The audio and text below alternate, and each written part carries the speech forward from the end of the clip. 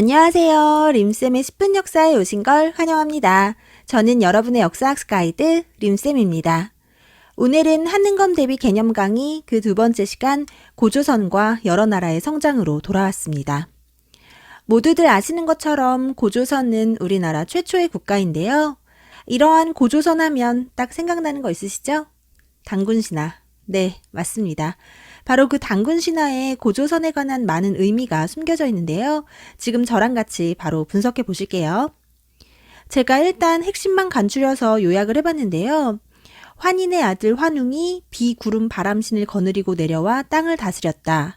환웅은 사람이 된 웅녀와 결혼을 하여 아들을 낳았으니 그가 바로 단군왕검이며 홍익인간을 건국기념으로 고조선을 건국했다. 라는 내용입니다. 자, 그럼 환인의 아들 환웅, 이 부분부터 분석해 볼까요? 환인은 여러분들 다 아시는 것처럼 하늘신입니다. 그런데 그 아들이 내려왔으니 우리는 하늘신의 후예다 라는 선민사상을 내세웠다는 걸 알 수 있습니다. 그리고 비구름 바람신, 왜 하필이면 비구름 바람이었을까요? 이러한 것들이 뭐에 영향이 있으니까? 농사에 영향이 있으니까. 고조선이 건국된 시기가 농경사회라는 걸 유추할 수 있는 부분입니다. 그리고 땅을 다스렸다. 다스렸대요. 지배층이 있었다는 거네요. 이 시대가 계급사회라는 걸 알 수 있겠죠? 그리고 사람이 된 웅녀. 왜 굳이 사람도 많은데 곰을 사람으로 만들어서 결혼했을까요? 바로 토테미즘입니다. 이 토테미즘은 동물을 숭배하는 사상을 말하는 건데요. 아마도 곰을 숭배하는 부족의 여자랑 결혼을 했겠죠? 진짜 곰이 사람이 되진 않았을 거 아니에요. 그죠? 암튼 여러분, 이 결혼에도 의미가 있어요. 환인의 아들 환웅이니까 아마도 하늘신을 믿는 부족이랑 곰 부족이랑 통합을 해서 고조선이 건국됐다고 볼 수 있을 겁니다. 부족 간의 통합. 근데요, 환웅은 내려왔잖아요. 아마도 이주민일 거고 곰은 원래 그 땅에 살고 있었기 때문에 토착민이라고 볼 수 있을 것 같아요. 즉, 이주한 부족과 토착 부족과의 결합이다 라고 보시면 좋겠네요. 아마도 이 과정에서 호랑이 부족은 배제가 된 것 같아요. 호랑이는 결국 사람이 못 되니까요.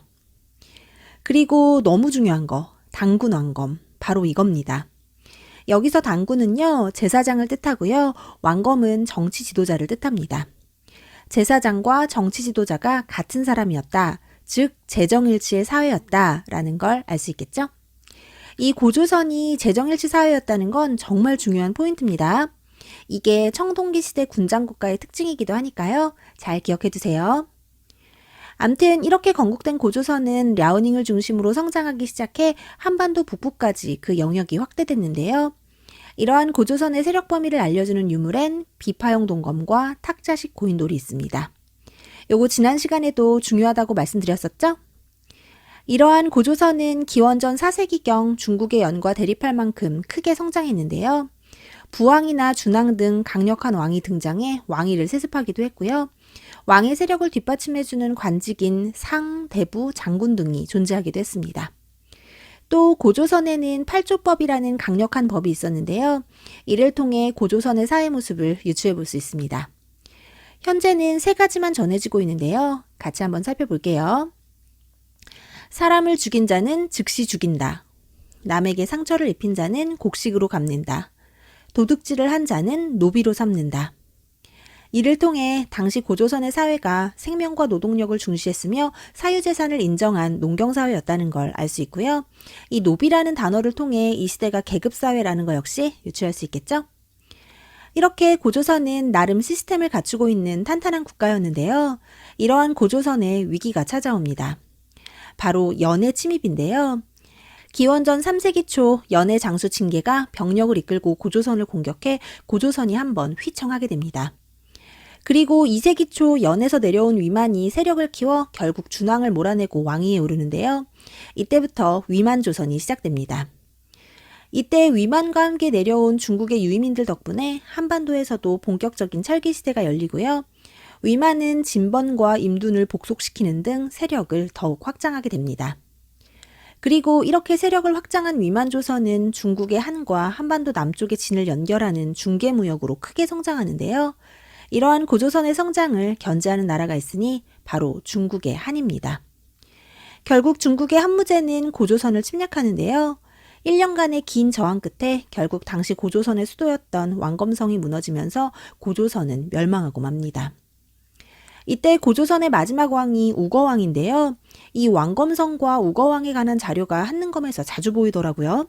문제에서 왕검성과 우거왕에 관련된 자료를 보시면 고조선이구나 라는 걸 바로 캐치하실 수 있어야 합니다. 이렇게 고조선이 멸망한 이후 한은 고조선의 일부 지역에 4개의 군과 현을 설치하는데요. 이때 설치된 대표적인 한의 군이 바로 랑랑군입니다.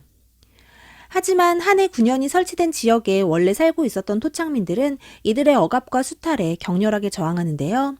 결국 랑랑군을 제외한 나머지 군현들은 얼마 지나지 않아 폐지되고요.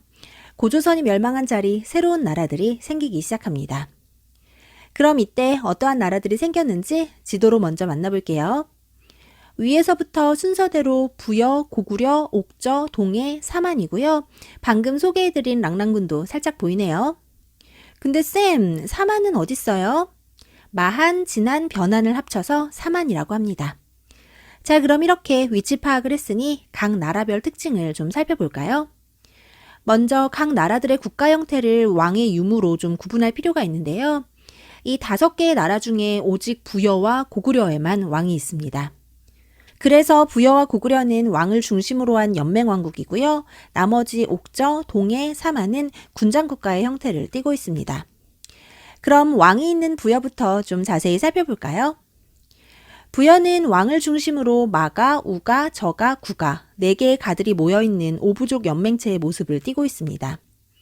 이렇게 중심에 왕이 다스리는 지역이 있고요. 동서남북 4방향으로 각 가들이 다스리는 지역이 있었는데요. 이를 사출도라고 합니다. 이렇게 왕과 사출도가 연맹 형태로 이어져 있다 보니 사실 부여의 왕권은 미약했습니다. 그리고 이 가들의 이름은 가축의 이름을 따서 만든 건데요. 마가는 말, 우가는 소, 저가는 돼지, 구가는 개입니다. 왜 부여는 이렇게 가들의 이름을 가축으로 정했을까요? 바로 당시 사회에서 가축이 중요한 역할을 했기 때문입니다. 사실 부여의 위치가 숭화강 유역의 평화지대였는데요. 그렇다 보니 농사도 지었지만 목축업도 활발하게 일어났습니다. 반농 반목이라고 반은 농사고 반은 목축의 모습을 띠고 있었던 건데요. 그렇다 보니 가축이 무척 중요한 재산이었던 겁니다. 그럼 다음으로 부여의 제천 행사를 좀 알아볼까요? 부여의 제천 행사로는 영고가 있습니다. 여러분, 이 나라별 제천 행사가 좀 중요합니다. 제천 행사라는 건 하늘의 제사를 지내면서 진행한 일종의 축제였는데요.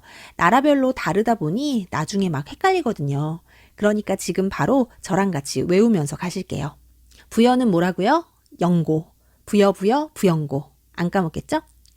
그리고 부여에는 잔인한 풍습이 하나 있는데요. 바로 순장입니다. 일종의 생매장인데요. 왕이 죽으면 그를 따르던 사람들을 다 같이 무덤에 묻어버리는 무서운 풍습이었습니다. 또 부여에는 형사 취수제라고 형이 죽으면 형수를 아내로 맞이하는 결혼 풍습이 있었습니다. 그리고 부여는 나름 엄격한 법률이 있던 나라였는데요.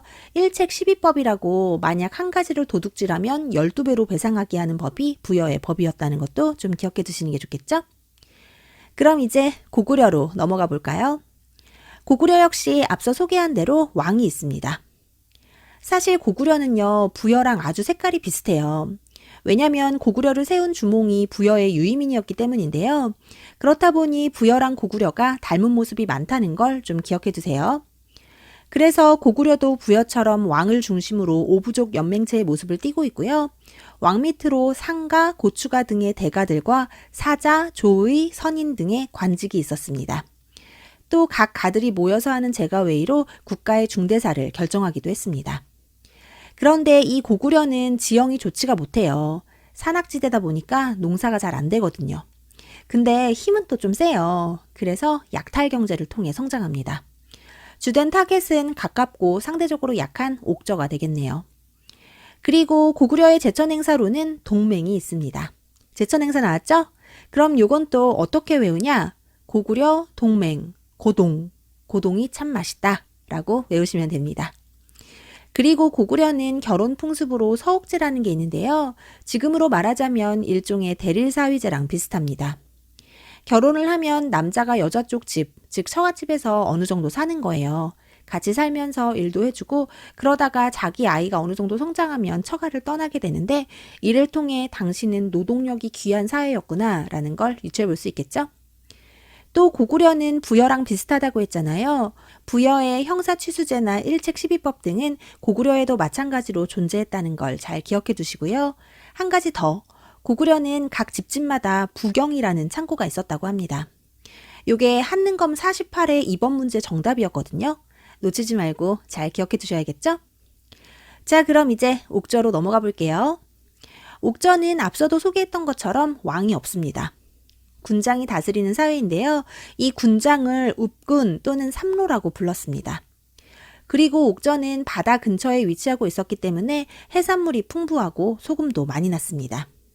하지만 이렇게 수확한 소금이나 해산물을 고구려의 공납으로 많이 바쳐야 했는데요. 이렇게 고구려에게 수탈당하던 옥저는 결국 나중에 고구려에게 멸망합니다. 또 옥저에는 골장제라고 부르는 가족 공동무덤이 있었고요. 옥저의 결혼 풍습은 민며느리제입니다. 고구려랑은 반대로 며느리가 어릴 적부터 시집갈 집에 살다가 결혼을 하는 건데요. 이 또한 노동력을 중시했기 때문이었겠죠? 이 고구려와 옥저의 결혼 풍습은 좀 구분해서 기억을 해두셔야 됩니다. 그리고 옥저는 제천 행사가 없습니다. 기록이 남아있지 않아요. 와, 개꿀. 외울 거 하나 줄었네요. 그럼 다음으로 동해로 넘어가 볼까요? 동해 역시 왕이 없고 옥저처럼 읍군 삼로라 불리는 군장이 다스리는 사회였습니다. 옥저와 마찬가지로 바닷가 근처에 위치하다 보니 해산물이 풍부하고 농경에 유리했고요. 특산물로는 짧은 활인 당군과 과하마, 요건 조랑말이고요. 반어피, 요건 물개가죽입니다. 이 시기에는 동해바다 근처에 물개가 그렇게 많았다고 해요. 암튼 이렇게 자원이 풍부했던 동해 역시 옥저만큼은 아니었지만 고구려의 압박을 받기도 했습니다. 그리고 동해에서 중요한 거 바로 책화인데요. 책화가 뭐냐면 다른 부족의 영역을 침범하면 벌을 주는 풍습이에요. 부족 간의 질서를 유지해주는 풍습이었다고 보시면 됩니다. 또 동해에서는 씨족끼리는 결혼하지 않아요. 다른 부족과의 결혼만 가능했는데요. 이를 조괴혼이라고 합니다. 그리고 제천행사, 동해의 제천행사는 무천입니다. 자, 드디어 돌아왔네요. 림쌤의 암기 꿀팁. 동해, 무천, 동무. 이거요, 책화랑 같이 좀 외울게요. 책화 거꾸로 하면 화책이잖아요. 동해, 화책, 동화책. 동무가 같이 동화책을 읽는다. 너무 유치하다고요? 아니에요. 원래 유치한 게 기억에 더 오래 남는 겁니다. 동해, 무천, 책화. 동무가 동화책을 읽는다. 잘 기억해 두세요. 그리고 동해의 집터는 철자형, 여자형이었습니다. 이렇게 생겼네요. 그럼 이제 마지막으로 사만에 대해 살펴볼까요? 사만은 마한, 진한, 변한을 합쳐서 사만이라고 한댔잖아요. 이 사만 중에 특히 변한은 철이 아주 유명해요.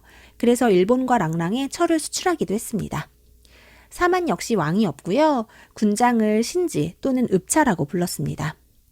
그런데 사만은 좀 독특한 게 하나 있어요. 바로 신지와 읍차 외에 천군이라는 직책이 있었는데요. 이 천군은 제사장입니다.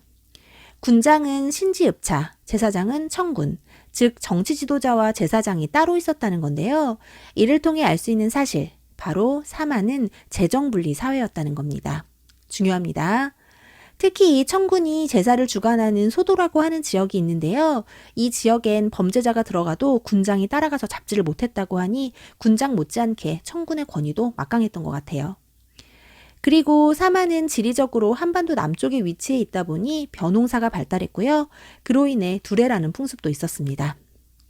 그리고 사만은 제천 행사를 1년에 2번 지냈다고 하는데요. 5월에 있었던 수린날과 10월에 있었던 계절제가 지금의 단오와 추석으로 이어지고 있는 게 아닌가 싶네요. 오늘은 한능검 개념 강의 그 2번째 시간 고조선과 여러 나라의 성장에 대해 살펴봤는데요. 오늘 준비한 내용 여기까지입니다. 오늘의 중요 포인트, 고조선에서는 단군 신화에 숨겨진 고조선의 이야기 중요하고요. 팔족법과 위만조선의 중개무역 등도 잘 기억해두세요. 또 철기시대의 여러 나라에서는 각 나라별 제천행사 완전 중요하고요. 각 나라별 특징들을 잘 정리하시기 바랍니다. 오늘도 고생 많으셨고요. 구독과 좋아요는 언제나 감사드립니다. 그럼 안녕, 뿅!